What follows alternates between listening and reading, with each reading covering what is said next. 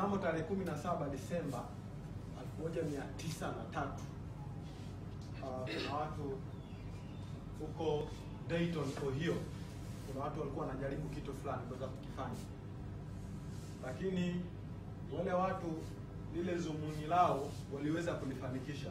Lakini mwaka huo, kumbuka, kabla mwaka 1900 kuna watu pia walikuwa kuna kitu walikuwa wanakifanya, kuna mtu alikuwa anakifanya. Tunapokuja kwenye historia, mara nyingi kuna vitu ambavyo inabidi tuweze kuvifahamu kwamba kuna viongozi. Mfano, watu wanapokuwa wanaandika historia, kuna viongozi ambao wanakuwa wanaguswa kama viongozi kwamba walifanya jambo fulani. Ndio maana leo hii tunapokuwa tunamzungumzia labda kiongozi fulani kama Nyerere, tunakuwa tunawataja maaskari wale waliopambana. Mara nyingi inakuwa ni vigumu sana, si ndio? Lakini kipindi anakifanya kile kitu hakukifanya mwenyewe, alikifanya na watu. Si ndio? Si ndio jamani? Yeah. Kwa hiyo kuna kitu kimoja tuweze kufahamu, kuna kiongozi na mtu anayeongoza. Hawa watu wawili ni watu wawili tofauti. Kuna mtu ambaye ana hold madaraka, lakini kuna mtu ambaye anawaongoza watu. Ni vitu viwili tofauti. Kiongozi anakuwa ana madaraka. Kwa hiyo kama mtu anakuwa na madaraka, ina maana kwamba wewe utamfuata whether unataka au hautaki, si ndio? Lakini yule anayeongoza watu, wewe utamfuata kwa minajili kwamba unataka kuwa kama yeye, au kuna kitu ambacho kinakupushi ndani uwe kama yeye, si ndio? Yeah. Ndio maana leo hii kuna mtu unamfuata kwa sababu anakununulia chips. Kuna mtu unamfuata kwa sababu anakupa lift, si ndio? Lakini kuna mtu unamfuata hakupi chips wala hakupi lift. Wanasema watu duniani hawafanyi biashara au hawanunui kitu kwako kwamba kulingana kwamba wewe unauza kitu fulani au unafanya kitu fulani. Wanajiuliza maswali, kwa nini wewe unafanya kile unachokifanya? Jambo lolote unalotaka kulifanya kwenye maisha yako, anza na kwa nini.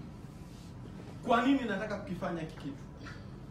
Kwa mfano, unahitaji kufungua biashara, jiulize, kwa nini nataka kufungua biashara? Au kwa nini nataka nianzishe biashara? Lakini watu wengi wanapotaka kufanya kitu, mtu anaanza na kile kitu anachonacho, kwamba nina maembe tayari, si ndio? Je, una maembe? Mtu akuuliza, haya maembe unauza maembe ili wewe?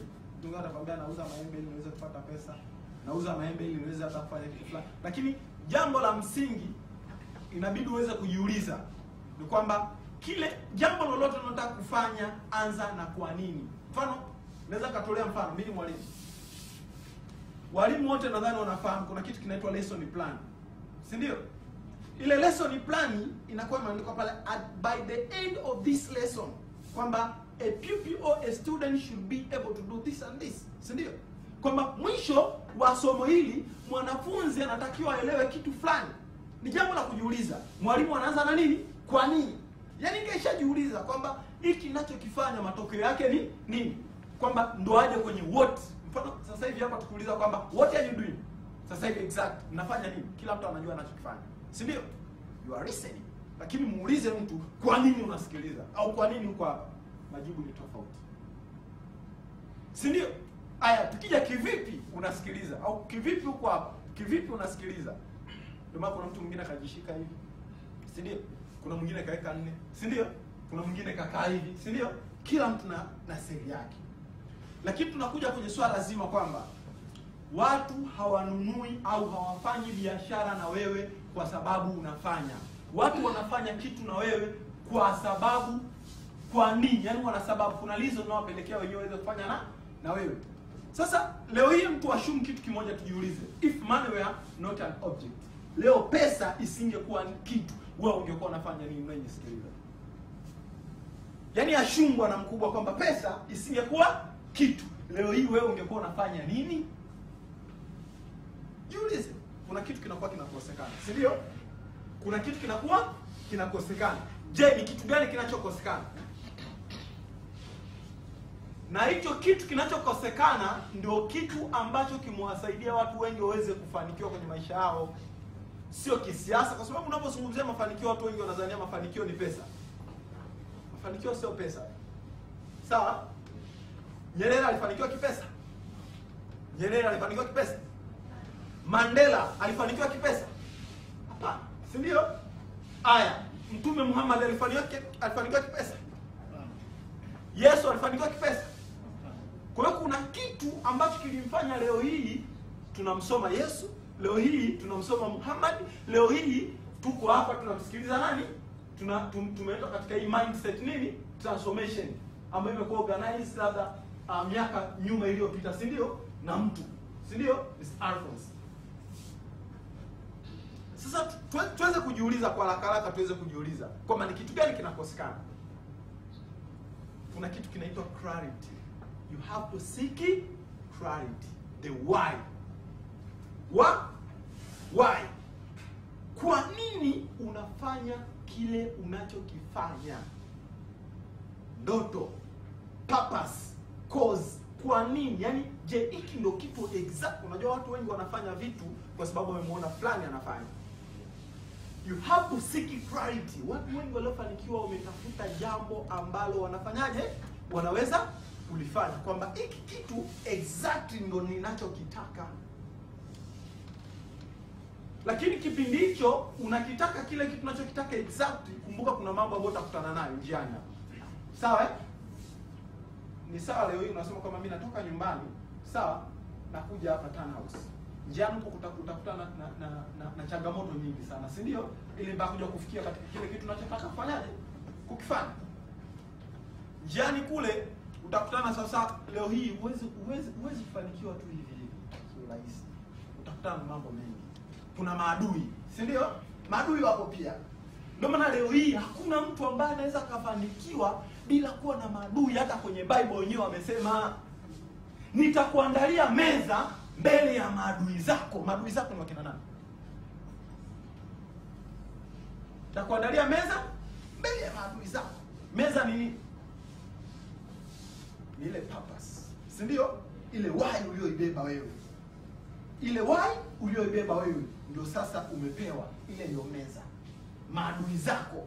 Sasa maadui zako inabidi wape movie. Kuna kitu kinaitwa movie. Unajua movie? Television, sio zile za kiuongo, zile television za ukweli.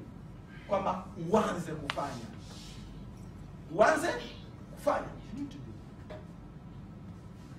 Kwa nini? Lakini muda huo unajiuliza kwa nini nataka kufanya hichi? Kwa sababu kuna mtu mwingine anataka kufanya ili watu wamuone. Kuna mwingine anataka kufanya ili impact maisha ya watu, si ndio? Aguse maisha ya watu wengi. Ndio maana leo hii kuna mtu anapata mshahara mfano kiasi kidogo, analizika na kile, hataki kuagusa maisha ya watu wengine. Unapata mshahara kidogo, ule ni uchoyo, kwamba hutaki kugusa maisha ya mtu mwingine. Mtu akija na shida ni ngumu sana kuweza kumsaidia. Huyu mtu amekuja na shida ni ngumu sana kuweza kumsaidia. Kwa ni vitu ambavyo tunaweza tuweze kujua kwamba watu hawafanyi kitu na wewe kwa sababu unafanya. Watu wanafanya kitu na wewe kwa sababu fulani. Kwa nini unafanya unachokifanya?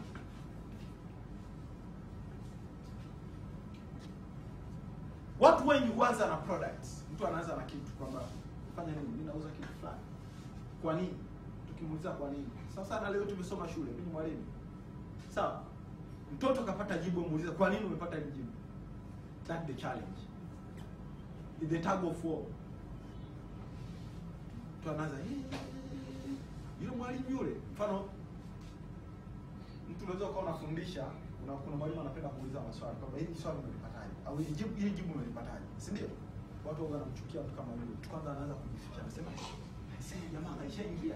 Kaja ile jamaa. Vitu kama hivyo. Kwa kuna kitu kimoja ambacho kinakosekana. Kitu kinachokosekana ni ndoto. Watu wengi waliofanikiwa duniani wana ndoto. Hicho ndio kitu ambacho kinatofautisha watu wote. Ndio maana nikasema leo hii pesa isingekuwa kitu, wewe ungefanya nini? Sasa ndoto unaifahamuje? Kwamba unafahamuje wewe una kitu fulani?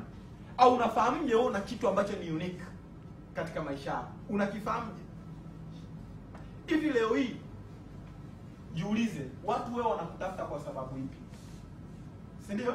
Lazima ujiulize, watu wewe wanakutafuta kwa sababu ipi? Mtu hata anakutafuta wewe kwa sababu unajua kunyoa, si ndio? Anakutafuta mtu kwa sababu anajua fulani anajua kunyoa. Mtu anakutafuta kwa sababu anajua fulani anajua kuzungumza, si ndio? Mtu anatafuta mtu anajua kwa sababu fulani anajua kutengeneza simu. Mtu anakutafuta anajua kwa sababu fulani anajua kufundisha vizuri, si ndio? Jiulize wewe unatafutwa kwa sababu ipi? Wewe unatafuta kwa kipi? Kipi kinachosababisha wewe mtu akutafute? Ni kitu gani ambacho kinasababisha wewe kutafute? Kitafuta kile kitu ambacho kinaweza kikakufanya watu wakaweza kufanyaje? Kukutafuta. Lakini kitu hicho pia sio kwamba watu ndio waweze kusababisha uweze kujua, kwanza uweze kukijua wewe kwamba ni kitu gani unakifanya vizuri. Sawa guys? Ni kitu gani una uwezo wa kukifanya vizuri? Lakini kitu kingine ambacho unaweza ukajiuliza kwa haraka haraka, ni kitu gani ambacho unaweza ukakifanya hata unaweza ukasahau kula ukiwa unakifanya. Kwamba hiki kitu naweza nikakifanya hata nikaa nasahau kula. Yaani naweza mfano nikaa nakula, si ndio? Kwamba kuna chakula labda tuseme watu wanakula, si ndio? Labda wewe uko unakifanya tu kile kitu. Mpaka unashangaa muda fulani umeshapitiliza, wewe ulikuwa unakifanya kile kitu. Umeelewa? Kuna watu hapa ikitokea swala la mpira. Ai. Naona ikitokea masuala ya siasa. Sasa inabidi uweze kuangalia vitu ambavyo ni vizuri, ambavyo ni productive kwako, ambavyo vitakusaidia wewe. Sawa? Kumbuka maisha ni ya kwako. Usibakie kulaumu watu. Mfano mimi wanajitolea mfano tu. Nasema mfano naweza nikaa na shida ya kitu fulani nahitaji. Lakini najiuliza naenda labda kumwomba mzazi wangu. Mzazi wangu naye ana ndoto zake, si ndio? Na ana majukumu yake. Si ndio? Mfano mimi labda na ndoto, labda nimiliki kitu fulani au niweze kusaidia watu fulani, niweze kufikia level fulani. Lakini mzazi pia anayekumbuka na ndoto yake, kuna kitu ambacho anawaza pia anataka kufanyaje? Anahitaji kukifanya. Si ndio? Sasa hebu angalia majukumu yale ambayo alionayo mzazi, hebu na wewe jiangalie wewe kile unachokihitaji na mzazi wako naye anahitaji. Kwa hiyo kuna watu wengine watabakia lawama. Imekuwa hivi, imeenda hivi. Sasa ili kuweza kufahamu hivyo vitu, kwa nini uweze kujiuliza hayo swali yote. Si ndio? Kipindi mko wadogo nadhani mnakumbuka kwamba kuna mtu unaweza ukamfuata tu kamfinya akalia, si ndio? Kuna mtu mwingine ukampiga kofi akakuangalia, si ndio? Kuna mtu mwingine ukimpiga kofi anafanyaje? Anakurudishia, si ndio? Lakini kurudishia inategemeana. Kuna mtu mwingine ukampiga akakurudishia hivi. Na mtu mwingine yaani kitendo kile umempiga tu kofi, yaani dakika 2 ugomvi umeshaisha, si ndio? Yaani kama ni kugaragaza kaisha kugaragaza, kamalizana, yaani kamaliza kila kitu. Sasa kinachotofautisha ni sawa sawa. Leo hii kuna watu wawili wanahitaji kujua kuogelea. Mmoja akafika beach. Sawa? Kafika pale beach kaanza kuangalia maji, kakakaa pembeni pale anakushawisha tu miguu. Umeona? Mwingine kafika pale, kavua nguo zake kaingia kwenye maji. Mpo sawa? Mtabaki sawa kweli? Asila zinatofautiana, si ndio? Kwa hiyo ndio kitu ambacho kinaweza kawa tunawatofautisha hao watu wawili. Tunakuja tunamalizia kwamba mwanzoni ilianza kwamba Disemba 17 mnamo 1903 kuna watu wawili watokea vijana wanaitwa The Wright Brothers. Nadhani The Wright Brothers ilikuwa sio kwamba ni kitu kigeni kwao, si ndio? The Wright Brothers walihitaji kuweza siku moja kufikisha ndoto yao kwamba kuweza kuhakikisha kwamba wanasaidia ulimwengu kwa kuweza kufaisha nini? Ndege. Lakini wakati huo 1900 mnamo miaka 1900 na kuna mtu mmoja alikuwa anaitwa Pi Langley. Pi Langley yeye alikuwa ni professor pia mathematician, lakini yeye alikuwa full funded. Yaani unajua kwamba mtu unakuwa na yaani kuna kitu unakuwa unakitafuta akipo ili kuweza kuwezesha wewe kuweza kufanya, si ndio? Kuna watu wanasoma, mtu ana kila kitu, karo, kila kitu kapewa. Yaani kila kitu ambacho kinahitajika yeye kwake hakosi. Kalamu, begi, laptop, chuo si hapo pia. Na kwenye maisha sasa Pi Langley ni kama mtu kama hao sasa. Kwamba alikuwa amejaliwa kila kitu alikuwa amepewa. Alikuwa full funded. Kila kitu. Kuna watu matajiri kipindi hicho, kuna watu kama wanaitwa kina Andrew Carnegie, kuna watu wanaitwa kina wakina Benjamin Graham Bell, nao waliweza kumfund huyu mtu anaitwa Pi Langley kuweza kuhakikisha anafanya ile swala zima la kuweza kupaisha nini? Kupaisha ndege. Lakini mwisho wa siku kuna watu ambao hawakuwa hata funded wala hawakuwa na knowledge ya biashara, yaani knowledge kubwa yoyote ile.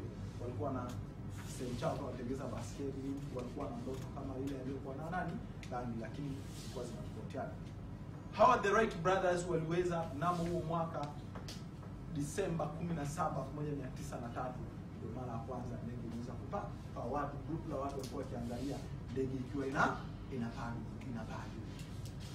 kwamba ni impact ambayo alileta kwa sababu walikuwa na nia ya dhati kuweza kufanya kile kitu. Je, unaweza kujiuliza wewe una nia ya dhati kuweza kufanya jambo unalotaka kulifanya au kuweza kusaidia watu? Hilo ni jambo ambalo la msingi sana na uweze kufanyaje? Kuweza kujiuliza. Kwa hiyo yule Mr. Pilot aliposikia kwamba kuna watu wameshapaisha ndege kule, alikata tamaa, akaacha na kuacha. Baada angekuja akaweza kuwafikia kwamba hao wamefikia sehemu fulani, ndio na mimi nifanye katika hatua fulani. Akaacha kwa sababu gani? Yeye alikuwa anataka kuwa famous, kuwa na pesa, kuwa tajiri, kujulikana na watu. Kwa hiyo kuna sifa zingine ambazo tulikuwa tunazifanya, ni sifa ambazo ni za nje tu. Kwa watu wanakuwa wanatuona kwa nje, lakini kwa ndani jinsi tulivyo vitu vili tofauti. Si ndio? Kwa hiyo inabidi tuweze kuchange, tuweze kujua kwa nini tunachotaka kukifanya. Lakini unapojua kwa nini unataka kufanya kile kitu, lakini ujue ni kivipi utaweza kufanya kile kitu. Si ndio? Una ndoto yako. Si ndio? Lakini ujue ni kivipi utaweza kuiachieve ile ndoto yako. Lakini ukiachana na kile kitu, uje uweze kujua end result ya kile kitu ambacho unataka kufanyaje ukifanya. Sawa? Sawa ndugu zangu?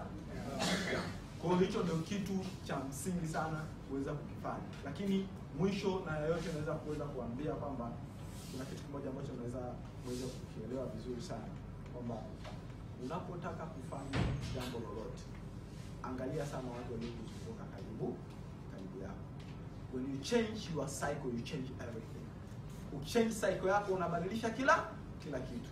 Mimi na mfano mmoja naweza kuambia. Nilipewa na mtu mmoja Mwaya huko, aliwahi kuniambia kwamba kuna kijana mmoja alipata nafasi ya kwenda kusoma ugaibuni. Alipopata nafasi ya kwenda kusoma ugaibuni, alivyorudi alisema kwamba naenda, siku nikirudi nitakuja kubadilisha nchi yangu. Kaenda karudi. Alivyorudi alikaa ndani ya miaka 10 hakuweza kubadilisha kitu chochote. Lakini alisema kwamba mabadiliko akabadilisha, kwamba nilikuwa nimepanga kuweza kubadilisha nchi yangu, nitaweza kubadilisha kitu kingine.